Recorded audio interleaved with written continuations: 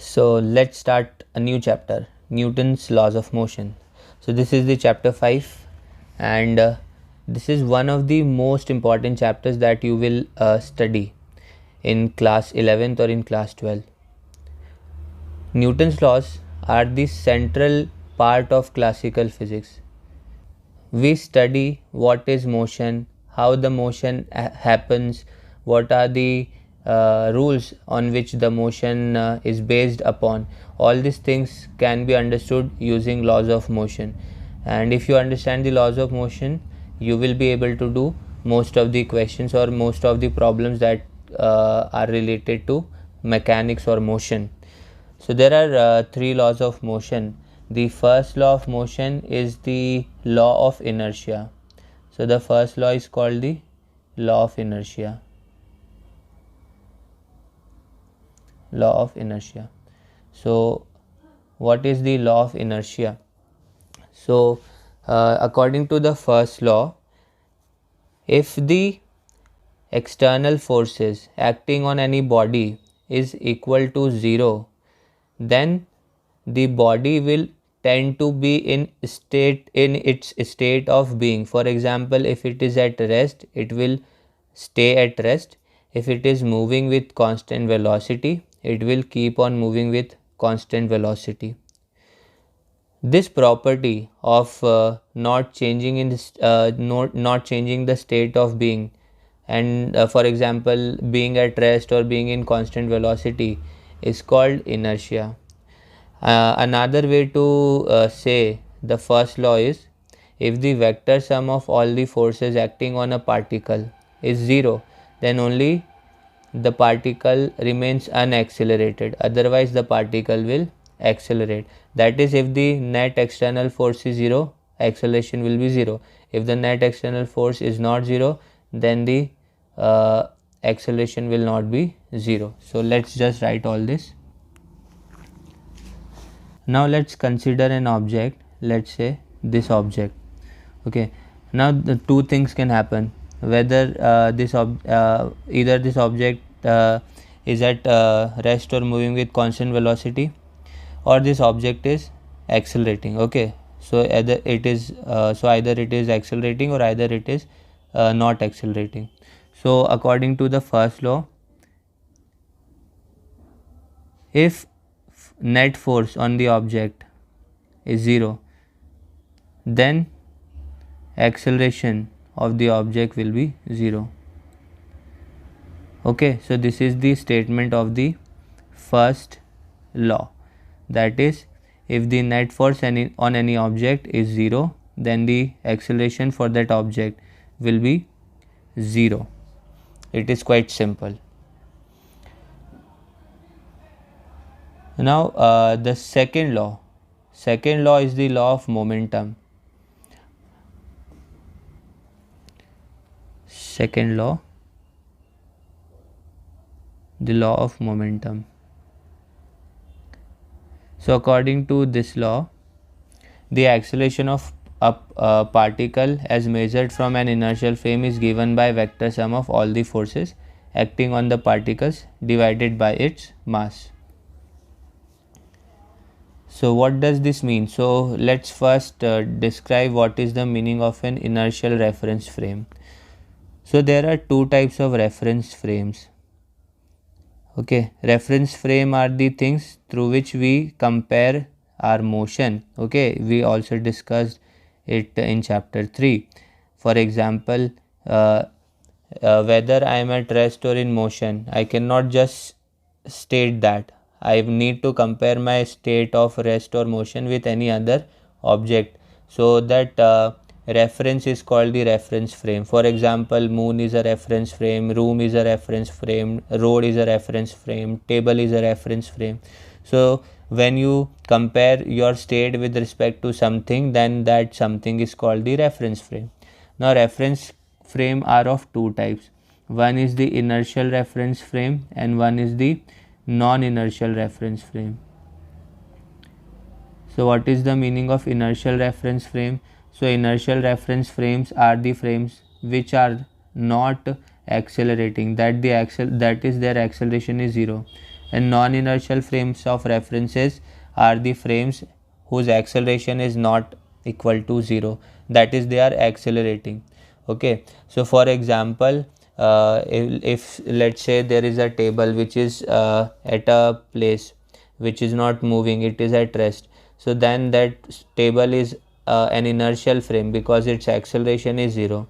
Let's say there is some train which is moving with constant velocity, then that train is an inertial reference frame because again it is moving with constant velocity, that is its acceleration is 0.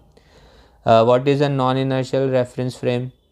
So any frame which is accelerating, for example, let's say if any vehicle is there and it is accelerating, that is its velocity is changing, and we compare our motion with that frame, then it is a non-inertial reference frame. So in the understanding of second law of motion, we need to use the inertial reference frame, that is the frame whose acceleration is 0. So if there is a particle, so the acceleration of a particle as measured from inertial reference frame is given by the vector sum of all the forces acting on the particle divided by its mass. That is, if we measure the motion of any particle through inertial reference frame, then according to second law, its acceleration will be equal to vector sum of all the forces acting on the object upon the mass of the object. This is sometimes also stated like this: F is equal to ma. So this is the second law of motion. This is also called law of momentum because force can be written like rate of change of momentum.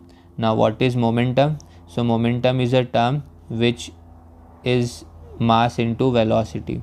So this mass into velocity term is called the momentum of any object. So force is also defined as the rate of change of momentum. That is, whenever we apply force, the velocity changes, that is, the object accelerates. So the first law tells that if the net force is 0, acceleration is 0. Second law tells us that if the net force is not 0, then through an inertial frame the acceleration of the particle is equal to the force upon mass. Now let's try to understand how will we use the first and second law of motion in finding out the motion of any object. So there are a few working steps which we need to understand. So let's study about the working with first and second law. So the first step that you need to understand is you need to decide the system. So the first step is you need to decide the system. So what is a system? So system is something whose motion you want to study. Okay, so let's say there is this pulley. Now we have this rope attached from this pulley and we have two objects, let's say object A, object B. Mass of object is let's say ma, and the mass of object B is let's say mb. So what will be the system in this particular scenario? The system is we need to study the motion of the pulley and mass A and mass B.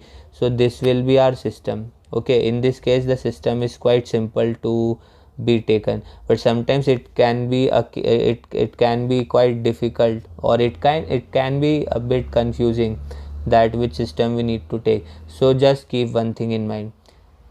Take the object whose motion you want to study as your system. Okay, so the first thing is you need to decide the system, and in general you will not have much difficulty in finding which is the system that you want to take. Now the second step is the identification of the forces. So you need to identify the forces which are acting on the system.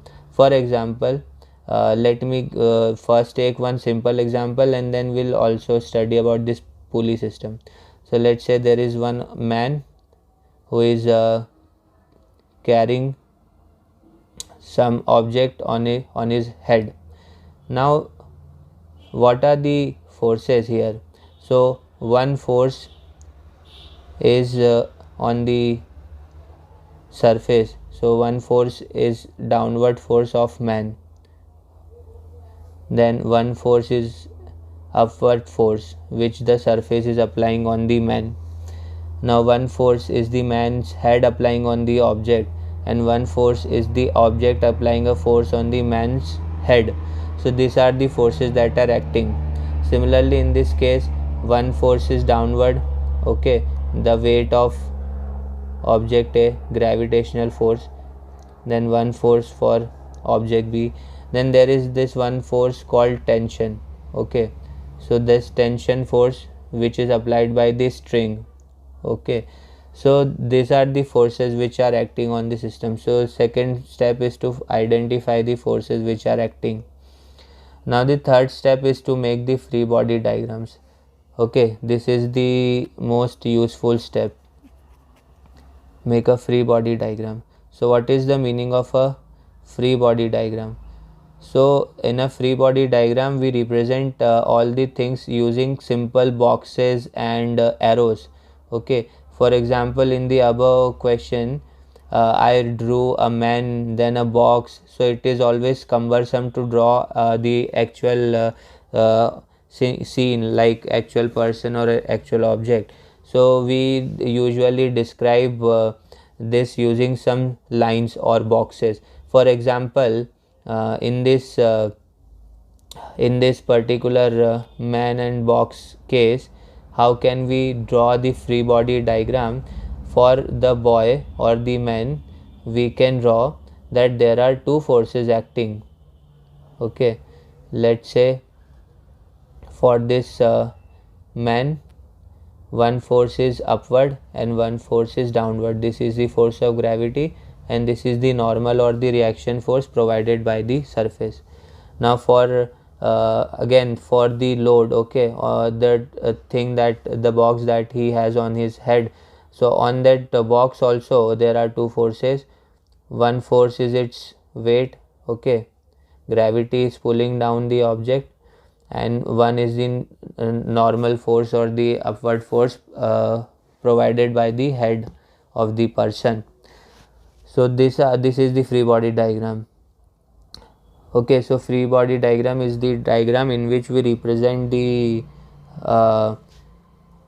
object using some point and the forces using some arrows, and it is quite useful. For example, in this scenario, the free body diagram for mass A will be like this. One is tension force, one is the weight of object A. For object B, again one is the tension force and one is the weight of the body. So while working with first and second laws, decide the system, then identify the forces and then convert it into a free body diagram. Now the final step is to choose the axis. Choose the axis and obviously write the equations. So choosing the axis is again usually not difficult. So let's say in this case, in the above questions, we can choose this as the y axis and this as the x axis. So we will do our calculations in the vertical axis and the horizontal axis, okay, in the vertical axis and in the horizontal axis. So you need to decide where how will you put this axis, okay. For example, on an inclined plane, okay, if say there is some inclined plane and the object is like this, so you might take y axis like this and x axis like this, they are tilted. So once you will do a few questions, you will understand, okay. There's not much good in discussing all these things like this. They will be understood when you will do some questions. So after this, let's let's discuss the third law of motion. So the third law of motion is also called the law of action and reaction. So this is one of the most famous laws of motion. So one famous statement of this is every action has an equal and opposite reaction. Okay, for example, if a body A exerts a force F on another body which is B, then B also exerts a force F on body A. So that is, let's say there we have two bodies A and body B. So if A is applying some force on B, then B will also apply equal and opposite force on object A. So the third law states that if one object applies some force on another object, then the same force is applied by that object on the first object. Let's say there is this wall. So if you apply some force on the wall also applies a force on you. Because of that, you feel the compression on your hand. So this is the third law of motion. So let us now summarize what we have understood till now. So the laws of motion talks about the force. There are three main laws: law of inertia, law of momentum, and law of action and reaction. So the first law is sometimes called the qualitative definition of the force. The second law is sometimes called quantitative definition of force, and the third law is sometimes called the conceptual definition of force. So why? So in the first law we did not study about any formula. So this is just a qualitative definition of force. We did not discuss about any formula, any quantity. Then in the second law we discussed about F equal to ma. So therefore it is the quantitative definition of force. And the third one is the conceptual definition, that whenever we apply some force, then what happens? Whenever we apply some force and a reaction, then a reaction force will also be applied. Okay. Now what we studied in the first law, law of inertia, is that whenever the object is at rest, it will stay at rest. Whenever it is moving, it will move with uniform velocity unless and until an external force is applied. So inertia is of two types: inertia of rest and inertia of uniform motion, or inertia of velocity. So inertia of motion can be of two types: inertia of magnitude and inertia of direction. So let's take few examples and we will understand what is the meaning of inertia.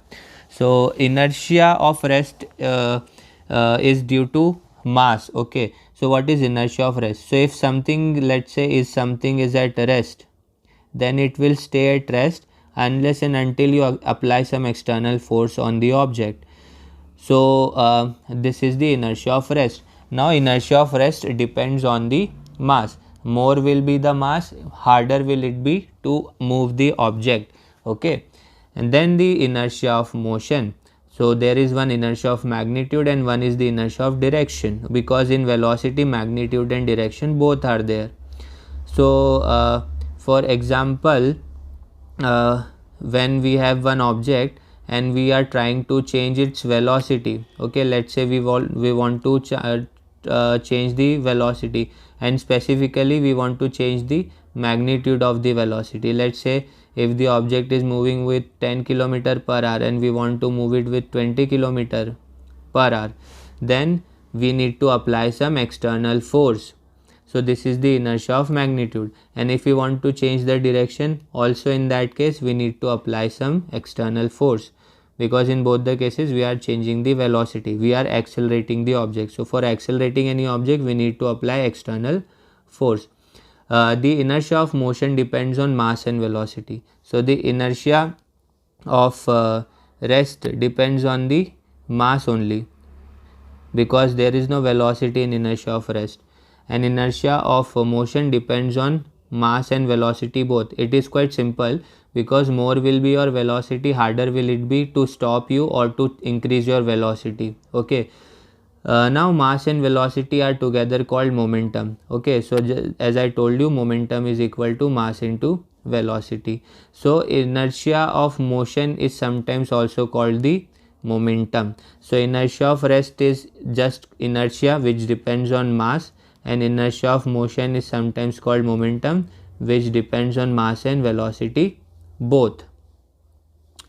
Now let's take few examples.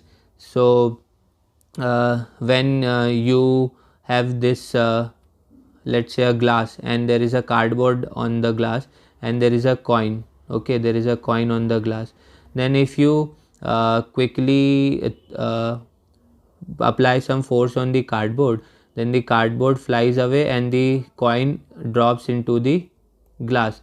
Why? Because the coin stayed at its place and the cardboard was removed because of the inertia of rest.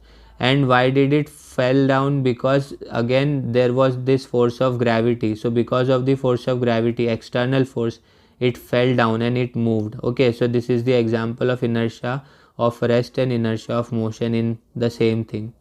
Similarly, while playing carom, okay, there are a lot of dices which fall one by one if you properly apply some force on the lower coin.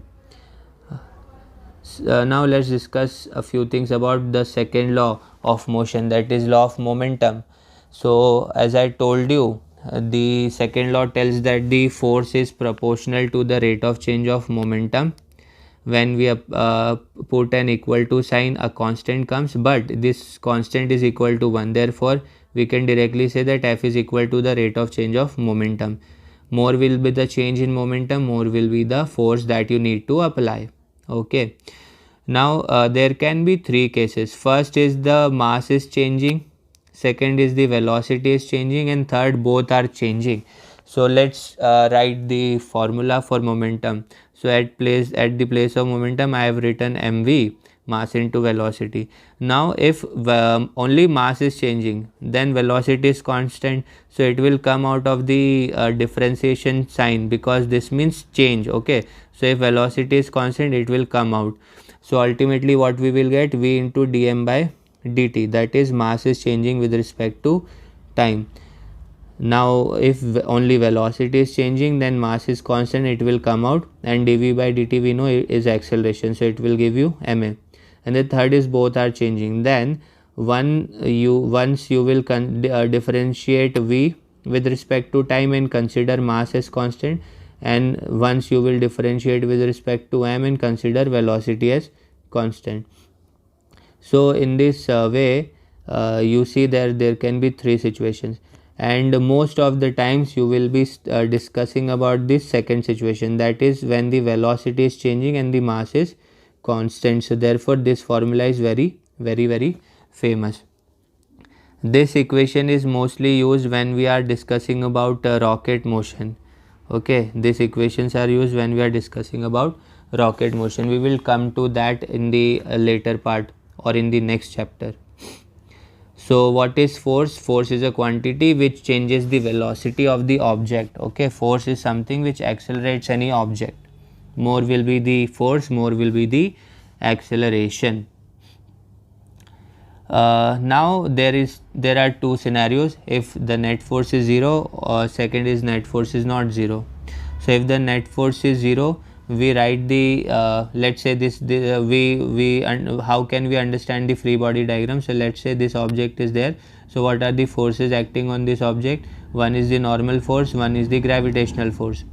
So if the net force is 0, that means the value of both these forces are equal and opposite. So Fg minus Fn will give you the net force, so it is equal to 0. So in this case Fg will be equal to Fn. And let's say if the net force is not 0, then let's consider vertical force to be 0, vertical net force to be 0. So in that case I have written 0. But let's say the horizontal net force is not 0. So F1 minus F2 will give you some F net, and let's at the place of that F net we will use second law and write Ma. So whenever we have net force not equal to 0, so here at the place of net force we will write Ma, mass into acceleration, by using the second law. And now again the third law was the law of action and reaction. So let's say there is this rocket. So action is the gas going out and reaction is the rocket moving up because of that force. Action is you jumping out of the boat and the boat moving back. Action and reaction. Recoil of gun, bullet moving away and the gun recoiling. Action and reaction. So action and reaction are the forces which are part of the third law of motion. Remember one thing, action and reaction act on different objects. Okay, that is, let's say action was happening on the bullet, then the reaction will happen on the gun. Okay, remember this is very important. Action and reaction act on different objects. Because of that the net force is not 0, because the one force is on the bullet and one force is on the gun. The forces are on the different objects, therefore you cannot say that the forces were equal and opposite, so the net force is 0, because the net force will become 0 when the forces are acting on the same object, but here the objects are different. Okay, action acts on different object and reaction acts on different object. And the acceleration also depends on the mass. So because of that the bullet accelerated a lot because it is lightweight, and the gun accelerated less because it is heavier than the bullet. Now let's discuss about the horse and cart problem. So have you ever thought that how does the horse pulls the cart? Because according to the third law of motion, the horse is applying some action on the rope or the cart, and similarly the cart is also applying equal and opposite force on the horse. So how these two forces are equal and they are acting on the rope. So how is it that the horse is able to move the cart in the forward direction?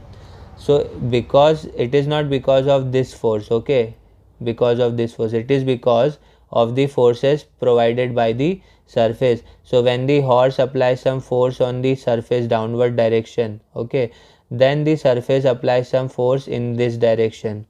Okay, because of that force the horse gets some force in the forward direction, and it is able to pull the cart. Similarly the tires of the cart apply some force in this direction, and the friction acts in this direction, which helps the cart in moving the object.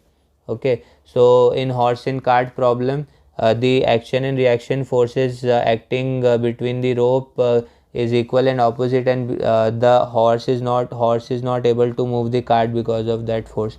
Horse is able to move the cart because of the forces provided by the surface. So just keep all these things in mind. One another interesting aspect is, let's say moon and the earth is there, or let's say apple and the earth is there. So according to the third law of motion, the moon is attracting earth towards itself and the earth is attracting the moon towards itself. So according to the third law of motion, the amount of force applied by the earth on the apple is equal to the force applied by the apple on the earth. So just do not think that apple is applying less force and the earth is applying more force. Both are applying equal and opposite force on each other. Then why only the motion of apple is that significant? Because of the mass. The mass of apple is very less, because of that it moves a lot, and the mass of earth is very large, because of that earth does not move that much.